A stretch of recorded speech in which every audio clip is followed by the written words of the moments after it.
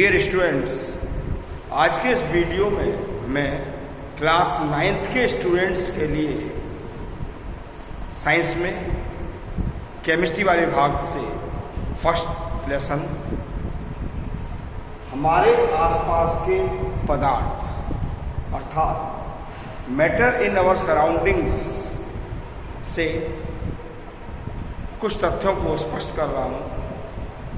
तो dear students, सबसे पहले पदार्थ या मैटर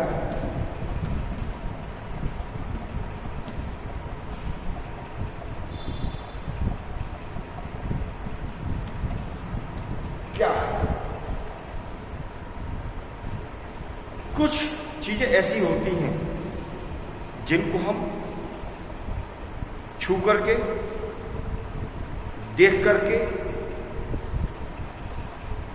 फील कर सकते हैं, महसूस कर सकते हैं, जिनका अनुभव हम अपने ज्ञानेंद्रियों द्वारा कर सकते हैं। लेकिन इन वस्तुओं में भार होता है और ये स्पेस या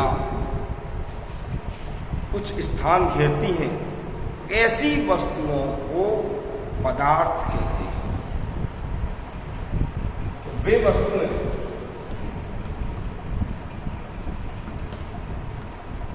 जिनमें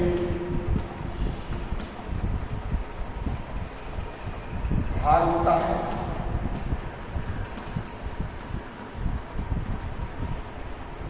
तथा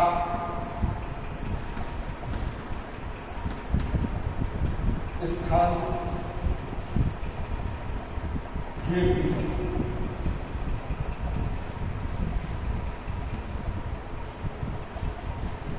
इनका अनुभव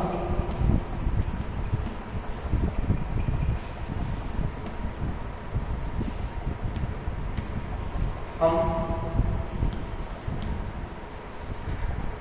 देखकर, छूकर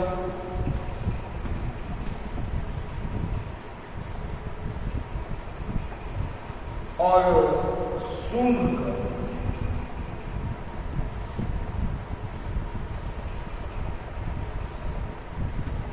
कर सकते हैं।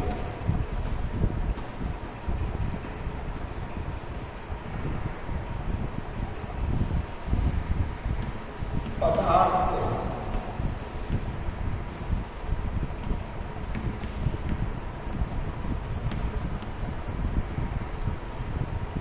एग्जाम्पल जैसे कि मेज का एक आकार होता है, उसमें वेट भी होता है, भार होता है, उसकी एक शेप निश्चित होती है, कोई स्थान भी घेरती है जिसको हम टच भी कर सकते हैं। तो यह एक पदार्थ है। स्टोन अर्थात पत्थर में वजन होगा, स्पेस कवर करेगी, इसलिए पदार्थ होगा। इसके अलावा वायु में भार होता है, हम उसको फील कर सकते हैं, टच। जब वायु हमारे त्वचा से टच होती है, स्पर्श करती है, तो हमें ये पता चल जाता है कि ये हॉट है या कोल्ड है, किस टाइप की है। और इसके अतिरिक्त पुस्तक आदि कुछ चीजें ऐसी होती हैं जिनको हम फील तो करते हैं, लेकिन उनमें कोई वेट नहीं होता, कोई वो स्पेस नहीं घेरती, वो पदार्थ नहीं कहलाएंगे। जैसे घड़ा में कोई स्पेस नहीं होता, कोई स्पेस या स्थान नहीं घेरती है घड़ा नहीं। इसके अतिरिक्त उसमें कोई वजन नहीं होता, वो केवल एक मानसिक फीलिंग है, एक मेंटली फीलिंग है। इस आधार पर घड़ा पदार्थ नहीं है। लव, प्यार केवल एक फीलिंग है दो व्यक्तियों के बीच की, उसमें कोई वेट नहीं है, कोई वो स्पेस नहीं कवर करता, इसलिए उसे पदार्थ नहीं कहेंगे। डियर स्टूडेंट्स, पदार्थ को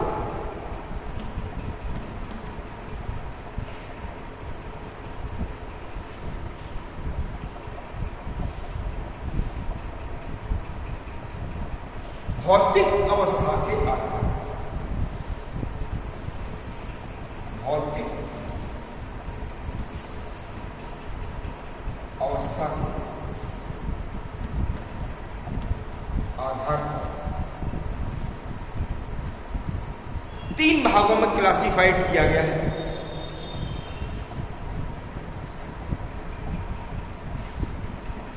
नंबर 1 ठोस अर्थात सॉलिड, नंबर 2 द्रव अर्थात लिक्विड, नंबर 3 गैस। जबकि रासायनिक संगठन के आधार पर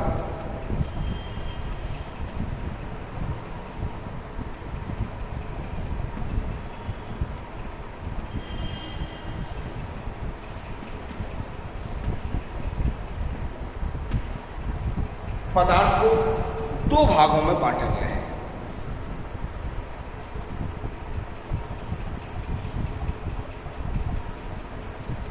एक शुद्ध पदार्थ अर्थात प्योर सब्सटेंसेस, दूसरा अशुद्ध जिसे हम मिश्रण भी कह सकते हैं, मिक्सचर। शुद्ध पदार्थों को अर्थात प्योर सब्सटेंसेस को 2 भागों में बांटा गया है, तत्व और यौगिक। तत्व को इंग्लिश में एलिमेंट्स कहते हैं और यौगिक को कंपाउंड्स कहते हैं। तत्व एक छोटी यूनिट है और कई तत्वों के परस्पर मिलने से या एक ही तत्व के जब कई परमाणु मिलते हैं तब एक यौगिक का निर्माण होता है, अर्थात यौगिक एक बड़ी इकाई है। डियर स्टूडेंट्स, मिश्रण को 2 भागों में बांटा गया है। मिक्सचर्स 2 प्रकार के होते हैं। एक वे मिक्सचर्स जो पूर्ण रूप से समान दिखाई देते हैं, अर्थात जिनके अब किसी भी भाग को देखें तो प्रत्येक भाग का गुण, प्रत्येक भाग की बनावट अर्थात संरचना एक सी दिखाई देती है, तो इसे समांगी या होमोजाइगस मिश्रण कहते हैं। और दूसरा वह मिश्रण जिसके प्रत्येक भाग की संरचना एक समान नहीं होती, उसे विषमांगी मिश्रण कहा जाता है। तो डियर स्टूडेंट्स, इस प्रकार से मैटर को भौतिक अवस्था के आधार पर ठोस, द्रव, गैस में और केमिकल कंपोजिशन या रासायनिक संगठन के आधार पर शुद्ध पदार्थ और अशुद्ध पदार्थ तथा मिश्रण में बांटा गया है। और शुद्ध पदार्थ को तत्व और यौगिक में, जबकि मिश्रण को समांगी और विषमांगी मिश्रण में बांटा गया है। तो डियर स्टूडेंट्स, अब मैं आपसे भौतिक अवस्था के आधार पर पदार्थ के लिए इन 3 भागों में बांटा गया है, इस पर मैं बात कर रहा हूं। तो ठोस पदार्थ, ठोस क्या होता है? वे पदार्थ जिनका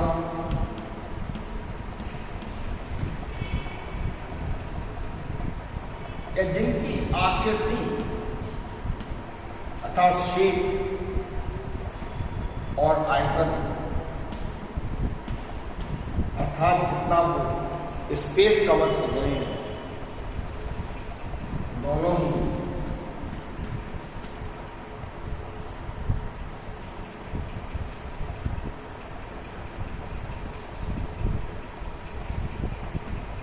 निश्चित होते हैं।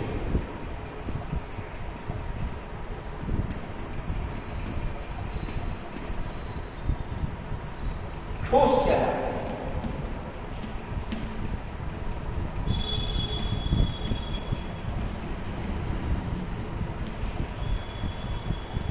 जैसे स्टोन अर्थात पत्थर, फाइला,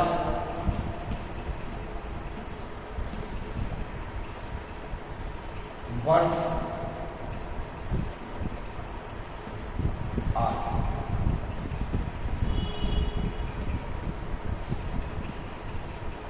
दूसरी स्टेज है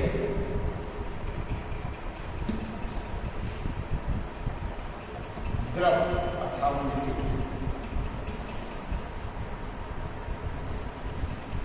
द्रव क्या होता है? तो वे पदार्थ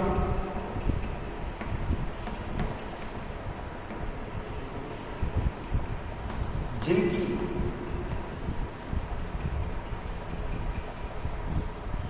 आकृति अनिश्चित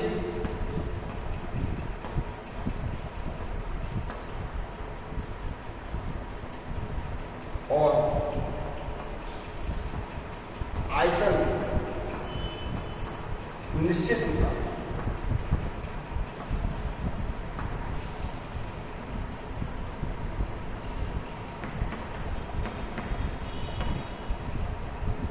द्रव या लिक्विड्स कहलाते हैं।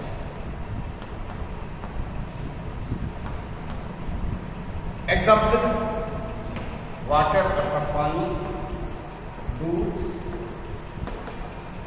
केरोसिन जिसे मिट्टी का तेल कहते हैं,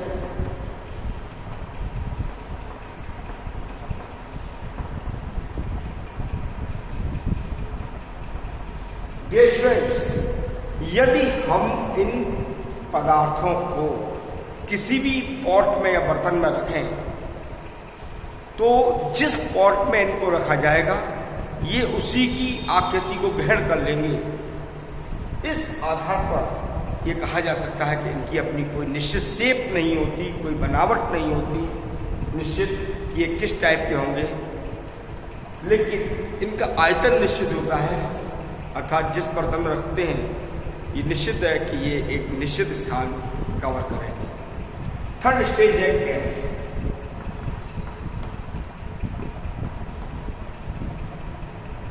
वे पदार्थ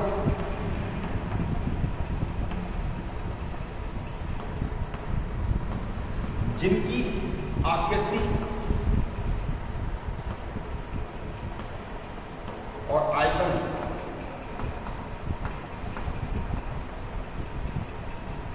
दोनों ही अनिश्चित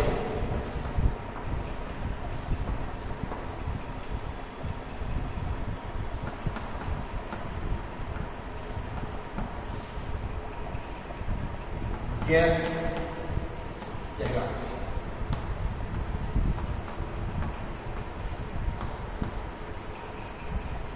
फॉर एग्जाम्पल वायु।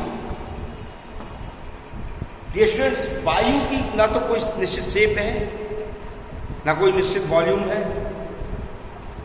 जिस चीज में वो भर दी जाती है उसी वस्तु में, उसी पात्र में ये पूर्ण रूप से चारों ओर फैल जाती है। फिर आप गुब्बारे में भर देंगे तो गुब्बारे में पूरा स्थान कवर कर लेगी।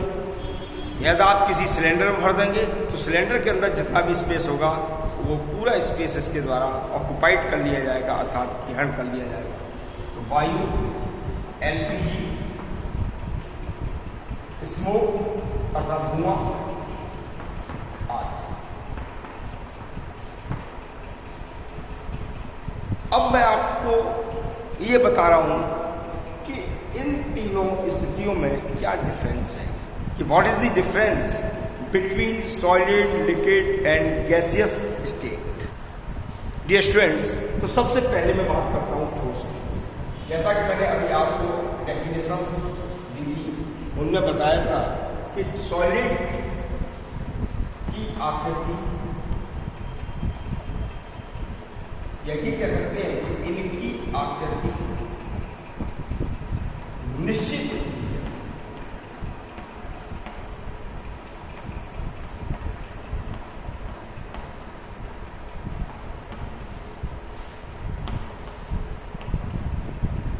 इनकी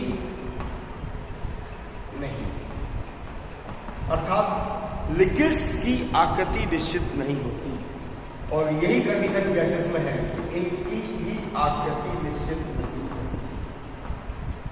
इनकी कोई शेप नहीं होती, इनको जिसमें फिलिंग कर दिया जाएगा, जिसमें भी इनको भर दिया जाएगा ये उसी की शेप को ग्रहण कर लेंगे। दूसरा पॉइंट ये दे सकते हैं कि इनका आयतन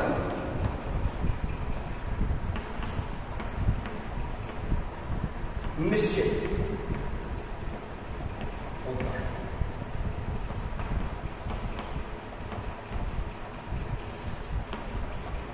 इनका आयतन निश्चित होता है।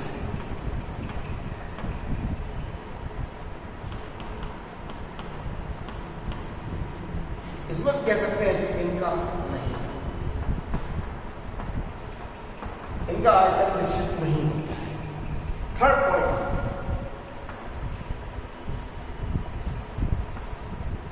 इनमें फ्लोइंग कैरेक्टर अर्थात बहने का गुण नहीं पाया जाता।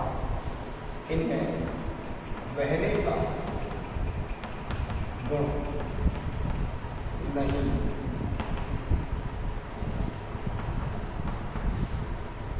बट लिक्विड्स फ्लो, ये बहते हैं लेकिन अप टू डाउनवर्ड, ऊपर से नीचे की ओर ये फ्लो करती है। ये ऊपर से नीचे की ओर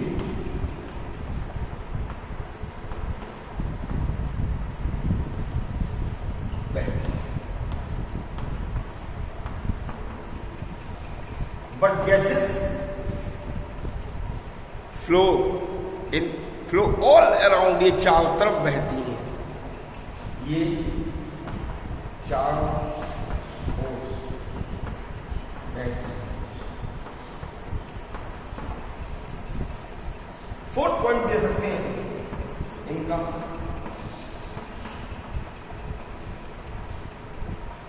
गलनांक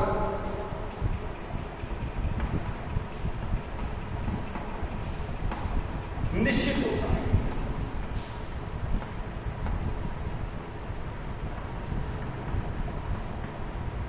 अर्थात इनको जिस पॉइंट पर मेल्ट किया जाएगा, पिघलाया जाएगा, वह टेम्परेचर निश्चित होता है। इनका जो लिक्विड्स होते हैं ये हमेशा गर्म करने पर बॉयल होने लगते हैं, तो इनका क्वथनांक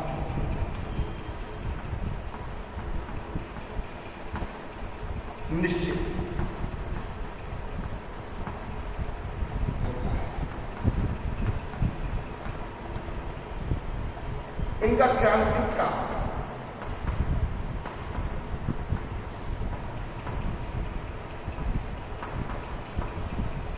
निश्चित होता है।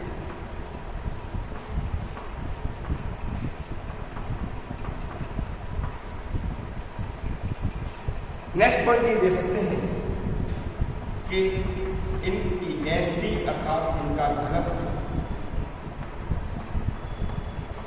अधिक होता है।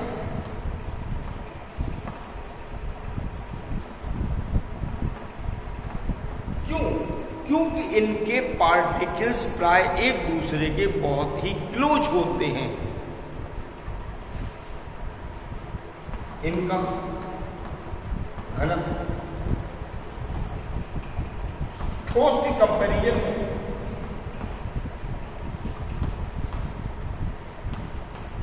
कम होता है। जब इन गैसेस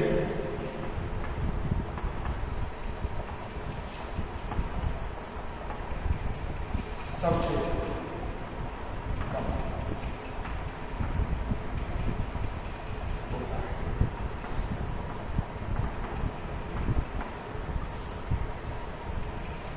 नेक्स्ट पॉइंट ये दे सकते हैं, इनके कणों के मध्य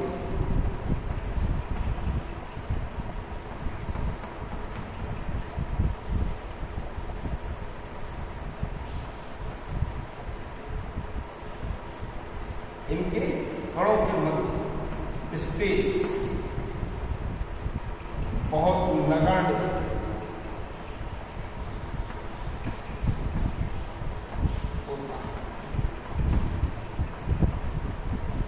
अर्थात जिसको कैलकुलेट नहीं किया जा सकता, इनके कणों के मध्य स्पेस बहुत ही माइनर, पहली बात तो होता ही नहीं है, और होता है तो बहुत ही माइनर होता है। इनके कण, या ये भी कह सकते हैं कि इनके अणु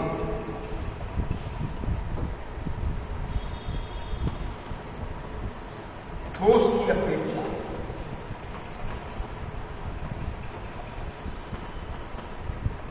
दूर दूर होते हैं,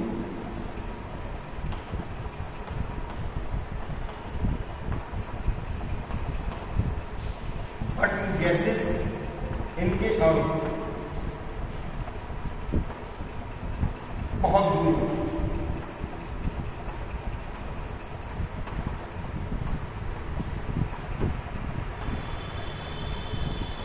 तो डियर स्टूडेंट्स, इस प्रकार से हम इनमें डिफरेंस कर सकते हैं, विभिन्नता शो कर सकते हैं।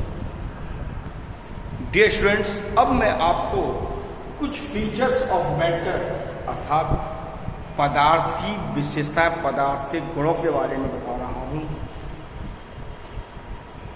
नंबर 1, प्रत्येक पदार्थ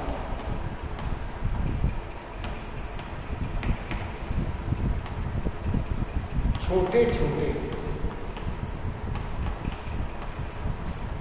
कणों से मिलकर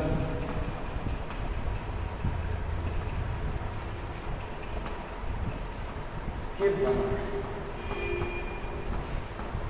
जैसे कि एक मकान को बनाने के लिए हम ब्रिक्स अर्थात ईंटों का प्रयोग करते हैं, और ईंटों को किसी मिक्सचर के माध्यम से फिक्स करते हैं तो एक कमरे का निर्माण होता है, दीवार बनती है।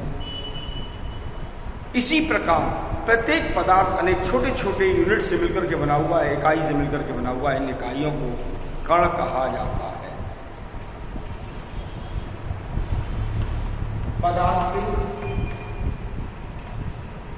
कणों के मध्य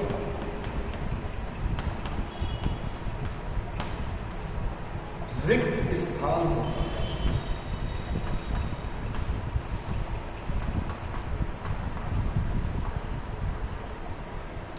कैसे क्लियर कर सकते हैं कि पदार्थ के कणों के मध्य रिक्त स्थान होता है?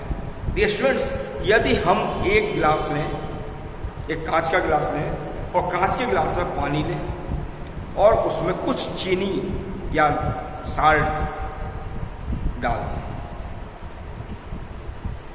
फिर ये देख लें कि हमने जो गिलास लिया है उस गिलास में जितना पानी भरा है और चीनी डाली है, उसके बाद उसका लेवल क्या है।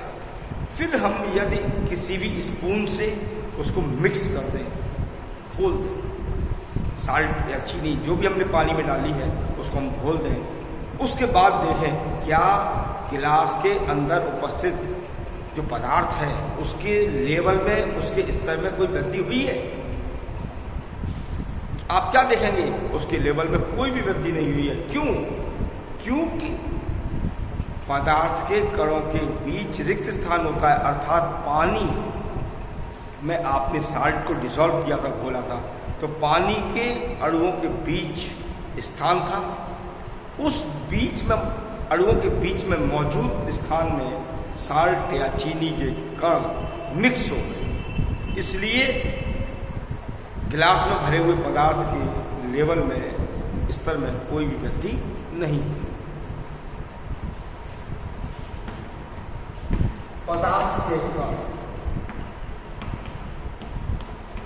निरंतर गतिशील रहते हैं।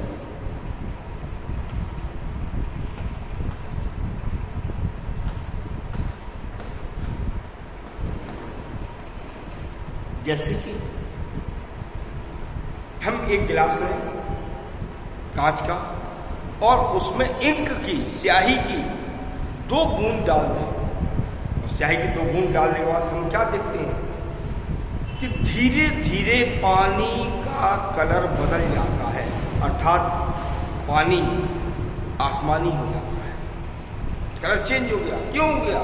कि जिस स्थान पर हमने इंक डाली थी तो इंक के अणु पानी में मिक्स हो गए। क्यों हो गए? क्योंकि उनमें मूवमेंट हो रहा था, गति हो रही थी। ये गति उनमें उपस्थित काइनेटिक एनर्जी अर्थात गति ऊर्जा के कारण होती है। इस कारण पानी का रंग चेंज हो गया। फोर्थ स्टेप, पदार्थ के कण परस्पर या पदार्थ के अणु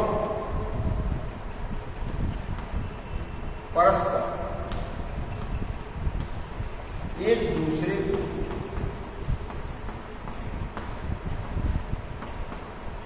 अपनी ओर आकर्षित करते हैं।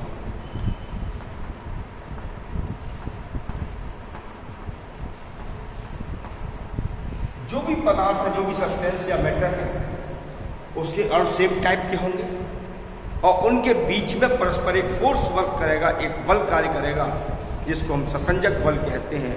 और इस बल के कारण पदार्थ के अणु या कण परस्पर एक दूसरे से बंधे रहते हैं। जैसे कि आपने पाइपलाइन में पानी को ऊपर चढ़ते हुए देखा होगा। जब हम वाटर पंप के स्विच को ऑन कर दें तो पानी पाइप में बहने लगता है। क्यों? क्योंकि पानी के सभी अणु परस्पर समान हैं और इन अणुओं के बीच में एक फोर्स वर्क करता है। इस एडिशिव फोर्स या ससंजक बल के कारण ही पानी के अणु परस्पर एक दूसरे से जुड़े हुए ऊपर की ओर बढ़ते हैं। आप ब्रिक्स लीजिए, ईंट है, किसी भी एक ईंट को ले लीजिए, आप उसको पुश कीजिए, आप उसको दबाव डालिए। क्या आपके द्वारा डाले गए दबाव के कारण ईंट दब जाएगी? नहीं। क्यों?